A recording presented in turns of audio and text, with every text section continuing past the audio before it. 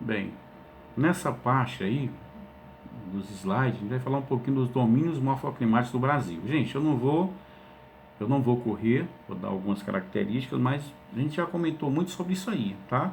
É porque é necessário se falar em razão do clima que a gente está estudando, tá certo? Então, vamos falar um pouquinho. Domínio morfoclimático é uma classificação geográfica que engloba aspectos naturais, como clima, hidrografia, vegetação, relevo e solo, predominantes em uma determinada área e a forma como eles se relacionam entre si. Então são seis. Quais são eles? O Amazônico, né? A Caatinga, mares de morros, cerrados, araucárias e pradarias. Tudo isso eu falei para vocês já. Inclusive tem algumas características que eu dei também é, em relação em relação à classificação das plantas. Eu falei até perenes, falei em caducifólias, né? Decíduas, lembram? Esterófilas, xerófilas, falei tudo isso, tá? Então vamos pular para frente. Olha aí, ó. Aqui eu tenho os domínios, tá? Aqui eu tenho o Brasil, Amazônia, por exemplo, é o 1, né? Esse aqui é o 4, é o Cerrado. O vermelho, o que que é? O vermelho é a Caatinga, tá lá no Nordeste, não é não? Esses 5 aqui, a Araucária. Esses 6 são as pradarias. E aqui eu tenho nesses brancos as faixas de transição e os mares e morros, tá? Qualquer dúvida? Bem, domínio morfoclimático. Primeiro, o Amazônia, relevo. Trata-se de um domínio cuja composição dá-se majoritariamente nas terras baixas, ou seja, por locais de baixas latitudes e por grandes depressões. Qual é o clima? Equatorial. Hidrografia do domínio. Destaca-se por possuir quem? Onde fica situada a maior bacia hidrográfica do Brasil. Qual é? A bacia amazônica. Solo. Em sua grande maioria, o solo da região amazônica é composto por latossolo, ou seja, não é um solo rico, gente. O que faz do solo da Amazônica rico é a decomposição da matéria orgânica, folhas, animais que morrem, coisa desse nível, tá? Vegetação do domínio. Vegetação é bastante diversificada e perene, ou seja, não costuma perder folhas ao longo do ano, tá certo? Tipos aí, o que é que estão? São divididos em 3 tipos: a igapó, a várzea e a terra firme, beleza? Domínio morfoclimático da Caatinga. Está locado na região nordeste do Brasil e apresenta um relevo formado por depressões. Clima semiárido, né? Clima semiárido. Hidrografia do domínio da Caatinga. No que diz respeito à hidrografia, a maior parte dos rios são temporários. Solo da Caatinga, a má permeabilidade, ela vai fazer com que esses solos sejam o quê? Solos pobres, né? São solos pobres, porque eles não conseguem reter água, eles não conseguem reter os nutrientes necessários. Vegetação, domínio da Caatinga. O fato da Caatinga possuir um solo raso dificulta que as raízes das plantas possam explorar o solo em profundidade. Divide em 3 tipos, né? A arbórea, a arbustiva e a herbácea, tá? Bem, morfoclimático dos mares e morros. Relevo. O relevo, essa aqui no caso, são o que? São morros arredondados, planaltos, serras, né? Dentre os quais destaca a Serra do Mar. Ou seja, isso aqui é praticamente não só na região litorânea, tá certo? Está presente em algumas partes do Brasil ali. Clima, apesar do clima dos mares e morros poder apresentar variações consoante das regiões, o clima tropical úmido é predominante, tá? Hidrografia do domínio dos mares. Em diz respeito à hidrografia, este domínio morfoclimático apresenta um vasto volume de água.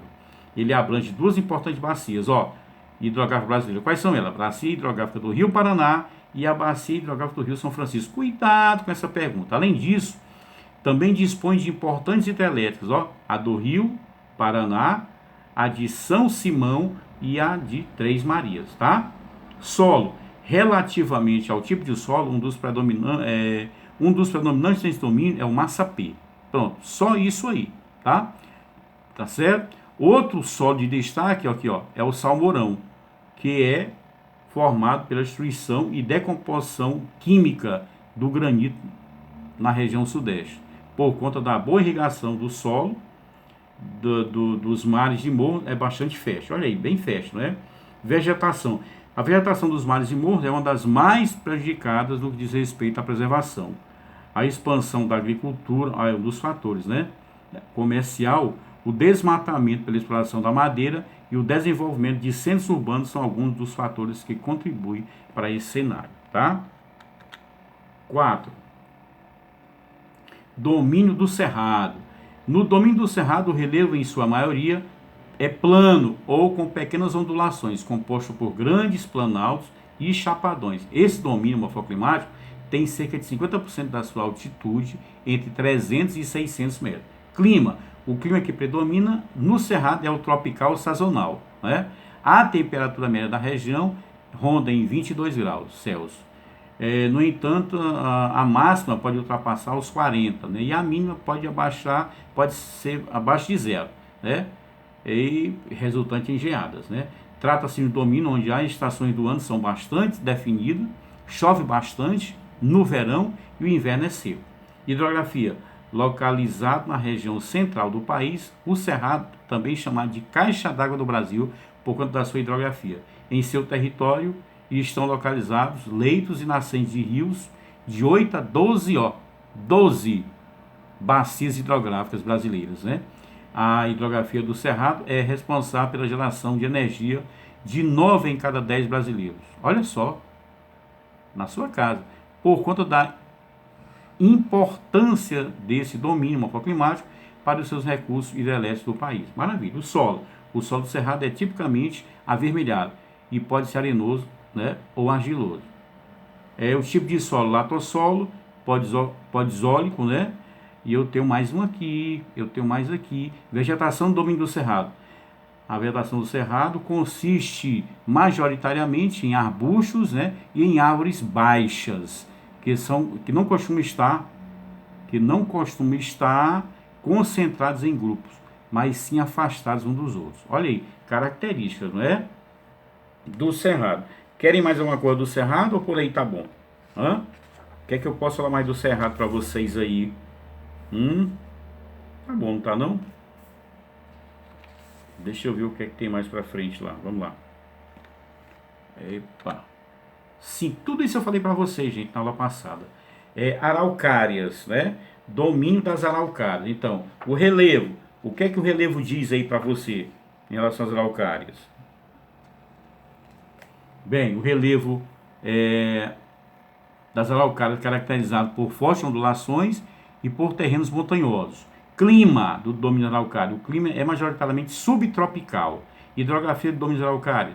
No que diz respeito à hidrografia, o domínio das araucárias possui um grande potencial, pois abrange algumas das principais usinas elétricas do país. Eu deixei bem claras as características, vou tirar muita coisa daqui para essa prova. Dentre elas estão a usina de Itaipu e a usina de Furnas, tá? A drenagem se dá principalmente através dos rios da bacia do Paraná e da bacia do Uruguai. 2 vezes por ano, muitos dos rios desse domínio atravessam 2 períodos de cheia e 2 períodos de baixa nos níveis da água. O solo. O tipo do solo mais característico das araucárias é a terra roxa. Tá? Vegetação. A vegetação predominante é a mata araucária, também chamada de mata dos pinhais, que consiste em uma floresta de pouca densidade. Beleza? Vamos para cá agora, para a sexta. Domínio das pradarias. Gente, mas o que é que são pradarias, hein? Alguém lembra que eu falei na aula passada? Pradarias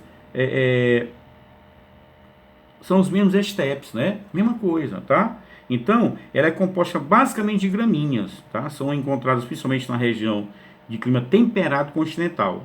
Elas desenvolvem-se na Rússia, na Ásia Central. Ela também tem nas grandes planícies americanas, nos pampas argentinos, tá? Porque o nome é outro. No Uruguai, na região sul do Brasil e na grande bacia também artesiana, né? E essa bacia artesiana que eu estou falando você é lá na Austrália, tá bom? Então, ela é muito usada como pastagem, informação, né? O que eu posso falar mais aí? É importante para enriquecer o solo com matéria orgânica. Um dos principais solos dessa região é denominado de Chernozion, que é a terra negra, tá? Isso aí em russo, né? É encontrado sobre as pradarias da Rússia e também da Ucrânia, tá beleza? Bem, relevo, também chamado de pampas ou campanha gaúcha. Olha aí, o domínio morfoclimático das pradarias apresenta relevo baixo e ligeiras ondulações. Clima, falei agora e não foi? Pode ser dividido em 2 tipos diferentes, ó. Pradarias temperadas são aquelas cujo clima varia de temperatura quente e fria, de acordo com as estações do ano. O verão e a primavera costumam apresentar um grande volume de chuva. Já o inverno e o outono são tipicamente secos. Hidrografia. No que diz respeito à hidrografia, destacam-se alguns rios, como o rio Ibicu, o rio Santa Maria e o rio Uruguai. Gente, esse Ibicu aqui, se eu já ouvi falar, eu não lembro, certo? Estou sendo sincero com vocês. Esses rios apresentam grandes fluxos, né? E são responsáveis pela drenagem interrupta desse domínio morfoclimático. O solo das pradarias geralmente é profundo e de cor escura, tá? O que mais? Vegetação das pradarias. No que diz respeito à vegetação, as pradarias são cobertas por espécies herbáceas e rasteiras, né? Com alturas que costumam variar de 10 a 50 centímetros, tá bom? Faixas de transição. Eu volto já, tá?